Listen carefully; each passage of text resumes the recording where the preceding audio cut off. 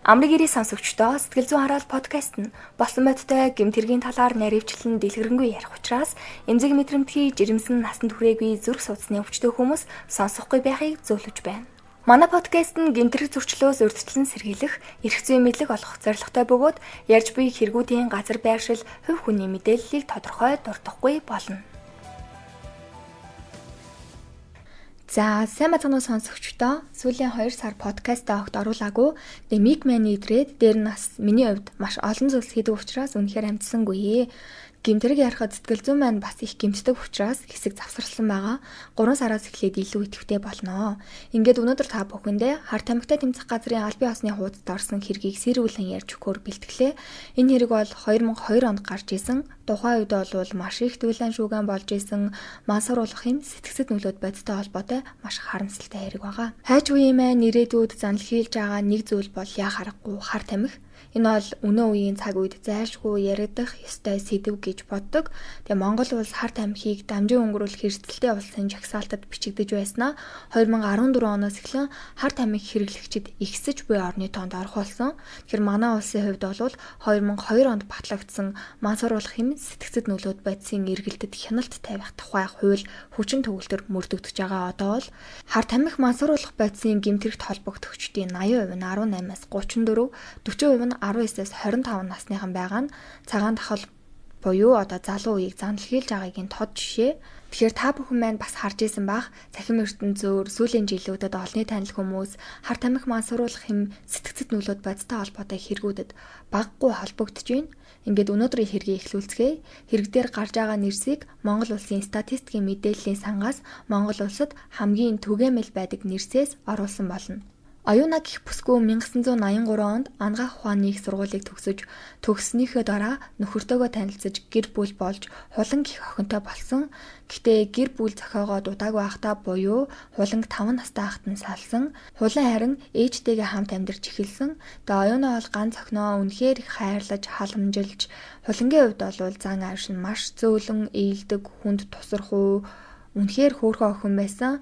Гэхдээ нийгмийн харилцааны хувьд ээжээсээ өөр хүнтэй нэг тийм дотн байгаад байдгүй байсан болохоор ер нь л альвай зүйлд амар сониуч тэгсэрнээ маш гинэн юмд амар хурдан итгэждэг ажилтэй. Тэгээ өөрөө ер нь нилээн хөөрхөн өндөр царайлаг гой биетэй. Тэгээд өөрөө ярахтаа ээжтэй том болоод загвар өмсөж болох мөрөөдөлтэй гэж ярьжсэн. Тэгээ ээжийнх нь хувьд бол түүнийг эмч болгох сонирхолтой байсан юм байна. Гэхдээ ер нь ямар ч мэрэгжил эзэмшсэн хамаагүй заавал ямар нэгэн хэл сурах хэрэгтэй талаар ч гэсэн охиндоо хэлжсэн. Хулангийн хувьд 9-р ангид орсноос хойш ер нь л хичээлээ таслаад сурлагадаа муудаж хичээл номоо ч юусоо хийхгүй тэг гадуур нилээн их дэмэд тэндэг болцсон. Тэгээ ээж нь энийг жоохон гадралж исэн болохоор сургууль дээр нь очиж асуухад яг л ээжийнх нь бодож ийснаар хичээлээ таслаад байдаг. Орой өдөж гадуур тинээд бүр гэртээ ирж хондгоо болсон байна. Хулангийн хувьд болохоор Азаа гэх охинтой бүр багаасаа найзалдаг байсан. Азаа болохоор аавтайгаа амьдардаг учраас 7-р ангидаа өөр сургууль руу шилжсэн. Гэхдээ шилжсэн байсан ч гэсэн энэ хоёр найзлсан хിവэрээ Азаагийн аавынх нь биеийн муу өвчтөө тэрэгцэртэй байдаг учраас хулан найздаа туслаад гэрт нь хамт хонож ер нь өөрийнхөө чадхаараа л Азаад тусалдаг байсан байна. Харин оюуны хувьд бол хулангийн найзлаад байгаа Азаа гэх найз нь нэг тийм амар сайн биш. Тэгээд ээж нь гадарлаад тэр найзынх нь гэрт очиод яагаад хичээл номоо таслаад ингэ яваад байгаа юм бэ тэр гээд сүүлдээ бүр аавд нь хэлсэн чинь аав нь охиноо өмөрч уурлаад танаа охины чи өрөөсө дуудаж барьсан юм байхгүй шүү. Шоронд биестэй олон жил болсон над чи хүн та хоёрыг бол яасан чи яадын ухааны юм ярьсан. Уг нь бол ээж нь асуудлаа ярилцах гэсэн ч аав нь өрөөсө ойлгохгүй учраас учир зүггүй урдаас нь дайраад байсан болохоор энэ айлд ахиж ирж учирлаж ярих шаардлага байхгүй байна. Зөвхөн охиндоо л хэлж ойлгуулъя гэж бодсон байгаа юм. За тэгсэн чинь тэр өдрөөс хойш оюуна хулан хоёрыг унтж амарч яхад нь гэрийнх нь хаалга үдийг бүр хамаа намаагүй нүдэж балбаад гэртээ ажилласаа ирэхэд нь цоожийг нь гацаах дунд нь юм хийх гэх мэт зүйлүүд хийцэн. Тэгээ хамгийн гол нь оюунаг одоо ингээд ганц би ээж гэдгийг мэдж байгаа болохоор иймэрхүү зүйлийг нөгөө Азаагийн аав нь хийгээд байгаа байхгүй юу. Тэгээ үүнээс ээж нь бол маш их айж байгаа болохоор хулан охиндоо бол тэр айлд бити очоо гэл ээж хүн л болохоор чадхаараа л гуугаал говшсан байгаа юм. Тэгээ хулан ч энийг нь ойлгоод хичээлдээ явж эхлээд хэсэг нилээн дажгүй байсан ч гэсэн тэгэл дахиад удалгүй нөгөө Азаа найз дээрээ гүгээд очиж байгаа байхгүй юу. Азагийн ээжийнх нь хувьд болохоор шивэдэд амьдардаг. Азаа бас нэлээд гайгүй юм өмсөж идэлж хэргэлдэг болохоор бас энээс болоод байгаа юм болов охиныгоо бас юмар дутаагаад байна уу? Хүссэн юу байна те бүгдийг л авч үгүй гэж одоо охиноосоо асуухад бол охин дахиад ингээл ухаарж байгаа юм шиг дүрсгээд байгаа юм уу? Уучлаарай. За ойлголоо гэж хэлээл тэгэл дахиад дуудлаггүй нөгөө найз руугаа ингээ гүйжчихэд байдаг гэж л те. Ингэж ясаар хагаад 10 дугаар анги олигтойч дүнгүү, олигтойч сурсан юмгүй төгсөөд тэгээ тэр үед яг мөнгө төгрөг нь байх юм бол гайгүй сургууль соёлд оруулж болох боломжтой байдаг байсан болохоор Хүмүүлгийн ухааныг сургуулийн гадаад хэлний ангид ээж нь охиноо оруулж өгсөн байна. Тэгэд одоо ингээд оюутан болсон болохоор арай өөр найзуудтай болоод шинэ орчинд орж ирж байгаа юм чи илүү сайн сурахаа хичээх байх гэж бодсон чинь үгүй бүр илүү гадуур татвар хоноод ууж идэж баар сав хэсэж бүр айгүй их шоуддаг гэртээ эрэхтэй бүр дандаа үнэтэй брендийн хувцас хунар үнэртэй ус эмэг бүгж энтергээл баг ээжийнхээ ч гэсэн зүүж хэрэглэж үзээгүй юмнуудыг хэрэглээд ажилтээ. Дээж нь энэ талаар асуухад дуучдын ингээд тоглолтын ард арын бүжигчин хийсэн цагийн ажил хийж байгаа энэтрэ гэл ер нь л худлаа яриад л яваад байдаг байсан байгаа юм. Сүүлдээ тэг гадаадуудад гайд хэлмэрч хийн аяллаар явна гэд бүр олон оногоор гэрээс алга болчдөг. Тэгээ оюунагийн хувьд бол их хүн болсон аль болох л охиндоо буруу өгөхгүй хичээж одоо аргагүй эцтэй ингээд насан турсан том охин болцсон байхад би өстой дэндүү хувийн орон зайд нь бас халдаад байна уу гэж бодоод өөрийгөө л буруутгаад байсан юм байна. Тэгээ энэ бүхэл хугацаанд тийм болохоор жоохон анхаарахгүй зөнгөөр нь орхиод үзье гэж боджээ. Ингээд нэг өдөр оюунаг ажил дээр нь байхад нь ажлынх нь утас руу охин нь залгаад ээж бист нэрээ ингээд нэлээ олон хоног очихгүй шүү.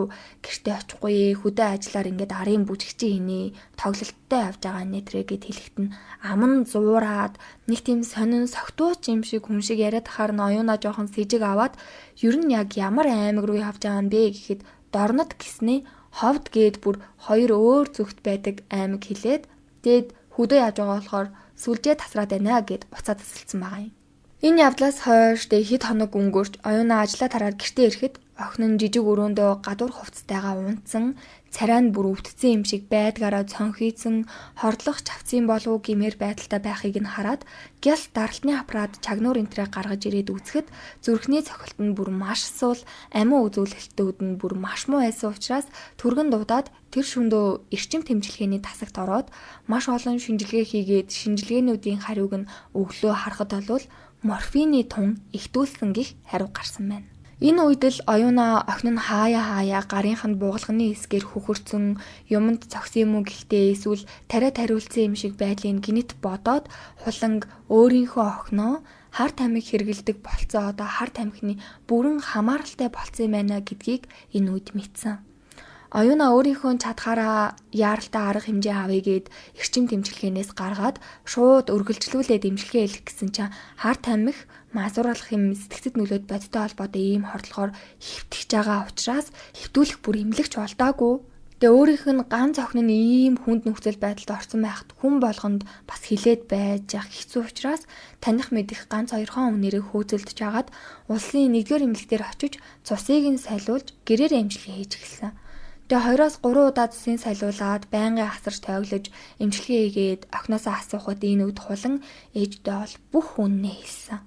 За яасан гэхээр Азагийн аав нь Хужаа Даржаа гэх хүн байдаг өгөөд 1992 онд Оросын визнээс болж хүн амны хэрэг үйлдэж 15 жилийн ял авч тэгээ тэр үдээ ясны сүрьеэг тусаад 2 хөлөө тайруулж шоронгоос суллагдсан.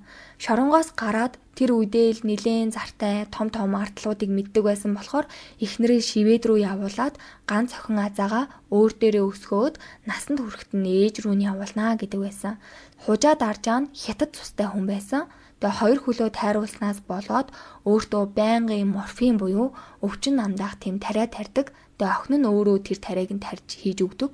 Сүүлдээ эмчийн заалтаар бичиж өгсөн тариа нь 7 хоногтой бүр яагаад ч хүрэлцдэггүй байсан болохоор охиндоо хэлээд найзаагаа ингээд аваад гэртээ хоноо. Найз чинь тариа тарьж масууруулъя гэж тохироод бүр багаас нь 9-р ангиас нь эхэлж унтжяхад нь тариа тарьж албаар масууруулж тэгээ сэрснийхэн дараа тарианаасаа болж ингээд хордонгуутал нь дахиж тарьж баг бие нь ингээд эмчилж ийна гэд бүх зүйл ингэж хэлсэн байгаа юм л та. Тэгээ тэр үед ээжийнхээ үгэнд ороод уг нь найзтайгаа нийлэхгүйгээд хулан гэрээсээ ерөөсө гарахгүй байсан чинь Азаа гэрт нь ирээд чамайг ингээ маяглаад уулзах байх юм бол хар тамхи татдаг гэдгийг чинь бүх хүмүүс тараан зарлана. Тэгээд зогсохгүй манай аавын найзтай бэлгийн хайрцаанд орсон гэдгийг чинь хүртэл хүмүүст хэлнэ гэж сүрдүүлсээр агаад 9-р ангид байхад нь тэгээ хулан энэ байдлаасаа болоод маш их дарамтанд орж ээжигээ бас бодоод айгаад байнгын ингээ хэцүү байдалд хүнд нөхцөлд дарамтанд орсоор агаад энэ хүртэл явсан байж. Азагийн хувьд болохоор хуланд морфин тарихдаа өөрөө бүр юроос огт хэрэгэлдэггүй зөвхөн хуланд л тарьдаг. Тэгээ сүүлдээ өмнөх бүх зүйлээр нь хуланг дарамтлаад маш том бизнес эрхэлдэг гадаад дотоодын хүмүүст биеийг нь үнэлүүлж олсон мөнгийг нь азаа өөрөө аваад ар гэртээ хоол хүнс аавдаа морфин энтер авдаг байсан. Оюуна бүх зүйлийг мэдээд цагдаагийн байгууллагад хандсан ч гэсэн тухайн үед зүгээр л ингээ ярьж байгаа болохоос биш хуланд яг тийм морфиныг хүчээр тарьсан уу одоо хүчээр биеийг нь үнэлүүлсэн үү гэх нотлох баримт гэх зүйл ерөөсөй байгаагүй. Дээр нь маш том улс төрчид энэ хэрэгт холбогдсон байсан болохоор тухайн үед цагдаа нар энэ хэргийг сүртэй хүлээж авч шалгаж ерөөсөй хөөцөлдөөгүй. Тэгээ оюунагийн хувьд тэгэхээр одоо зөвхөн охиноо энэ зүйлд живүүлчихгүй эрүүл авч үлдээл гэж бодож байгаа. Тэгээ тэр үйл явдлаас хойш 2 сар гаруй огт хар тамхи хэрэглэхгүй эмчилгээнд ч гэсэн үр дүнтэй нэлээд дайггүй байсан чинь нэг өдөр оюунаа ажиллаад хараад ирэхэд хулан дахиад мансуурсан хэвтчихсэн. Тэгээ мансуурсан байдал нь бүр бараг үхэлд хүргэх хэмжээний болцсон байсан болохоор оюунаа охиноо авч үлдэхийн тулд таньдаг эмчээсээ гуйн барин үнэхээр ингээд хэрэгтэй байна. Ганцхан шиг морфин өгчгөө гэд охиндоо морфин тарьсан.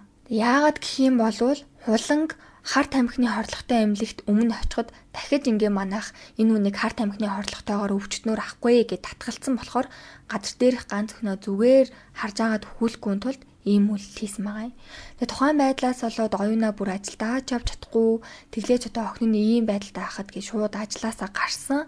Тэгээ ерөөсөө охиноо ингээд гэртээ байхдаа нүд салгахгүй харж байгаа ч гэсэн ямар нэгэн сэжүүр гаргаал охин нь гарч гүүгээл байгаа болохоор сүүлдээ бүр цагдаа дээр очиод охиныхоо эсрэг өргөдөл бичиж өгөөд хэрэг үүсгэж ганц удагт 1 сарын хугацаанд байрвчлуулаад тэгээ сэтгэл нь амарч байтал эмнэлгээс залгаад дахиад хуланг хар тамхины хорлогонд орцсон сэхэнд ирсэн гэж дууддаг. Тэгээ оюуна бүр гайхаад юу вэ энэ ч одоо хоригдож байгаа хүн яахаараа ингэж хорлогонд орд юм бэ гэхэд тэр өдөр нь нөгөө найз азаа гээд байгаа нь нэг хүнтэй хамт хуланг эргээд тэгээ эргэлт төвчгөө явсан. Тэр үднээ нумаас уруулах хэмээн хэрэгэлсэн хар тамхи хэрэгэлсэн гэсэн үг. Хар тамхины хорлогонд орсон үнийг баривчлахгүй гэдэг. Тэгээ оюуна цагдаад дахиж хандаад манай охиныг хориод баривчлаад өгөөч гэсэн ч бараг ингээд үг нь үг биш болцсон.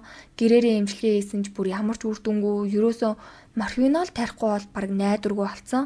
Оюуна олвол тэгээд зайлшгүй шаардлагатай хүнд л эмчийн жороор олгодог хориотой тариаг таньдаг, мэддэг бүх хүмүүсээсээ их бага хэмжээгээр гуйгаад бичүүлж аваад охиноо л одоо нэр ингээд амьд байлгаж авах юм бол хамаагүй гэж бодоод учир нь тэр үед эмчилгээ хийлгэх гэхээр яг энэ чиглэлээр эмийн болон сэтгэл зүйн аль альных нь эмчилгээ бүр бүх зүйл хөгжөөрчгүй байсан үе.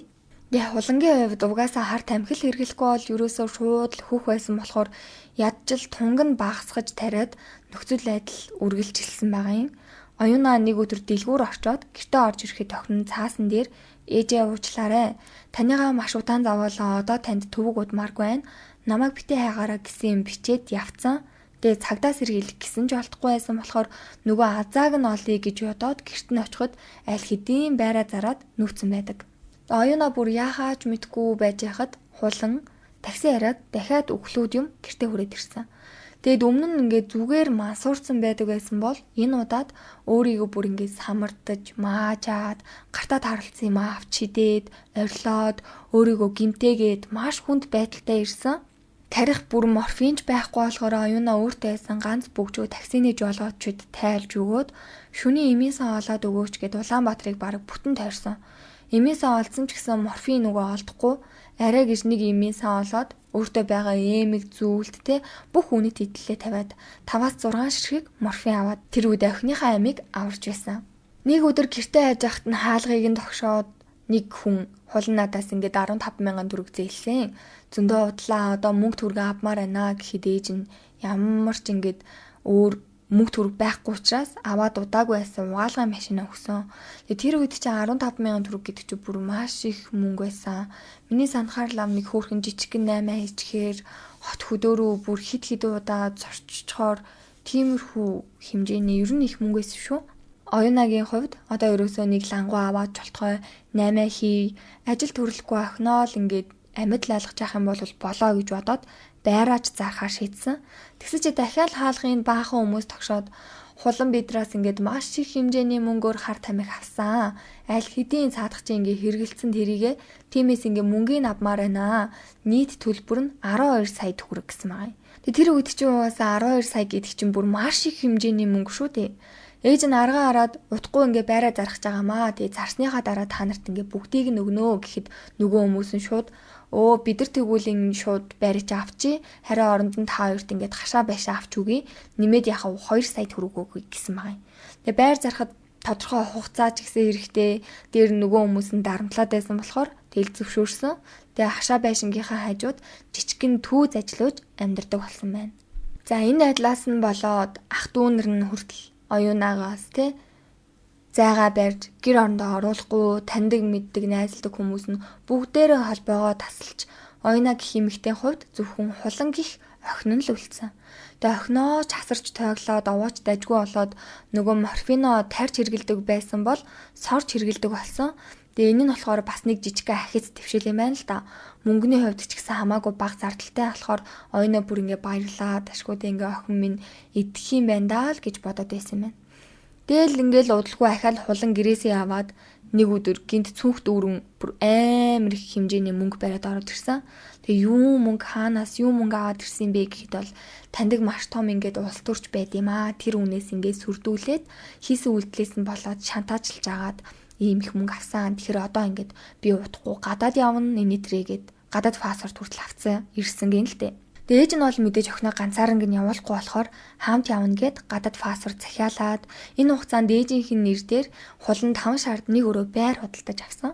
Тэгээ манай хоёр болохоор хашаа хашиндайсэн бүх юмаа нүүлгээд оюунаа хулантай хамт Сингапур руу явсан. Тэгээ тэнд очиход маш том апарт байсан. Нөгөө бүр байх газар нь бэлэн. Тэгээд хулан болохоор өөрөө шөнийн клубт бааранд ээжтэй худлаа хэлээд даалдуур бие үнэлдэг байсныг нь оюунаа мэддэг байсан ч гэсэн одоо нэр хар тамхил татахгүй байх юм бол хамаагүй гэсэн бодолтой болсон болохоор юу ч хэлдэггүй байсан юм байна.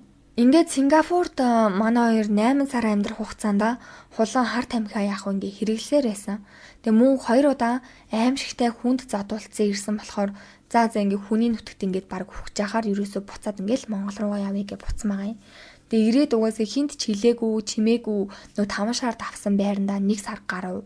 Бүр ерөөсө гэрээсээ ч гарахгүй байсан болохоор хулан нэг өдөр ингээ хайлт гараад агаар амьсгалчаад ирья гэд гихт нь бол зөвшөөрсөн. Тэгчээд ерөөсө буцаж ирээгүй. Ээж нь бол за миний охин утгагүй хүрээд ирэндээ гэд охиндоо хоол унд бэлтжээд хүлээгээл. Тэг нилээн чороо олцсон. Сүүлдээ таамаг твшүүлээд нөгөө азаанд бас аваад явсан уу гэхээр азаагийн аав нь энэ явдлаас жилийн өмнө насараад азаа нь өөрөө Швед рүү явцсан. Ямар ч холбоогүй. Тэгэхээр хаана байгаа хайцсан, яасан ийсэн гэдгийг ерөөсөө мэдгүй болохоор цагдаа дээр очиод бас л сураггүй. Ингээд 2 хоногийн дараа хорооны цагдаагаас гэрт нь ирээд одоо хулангийн нэр ус бүх юмыг нь тулгаад та охинтой юу? Охин ч хаана байгаа юм бэ?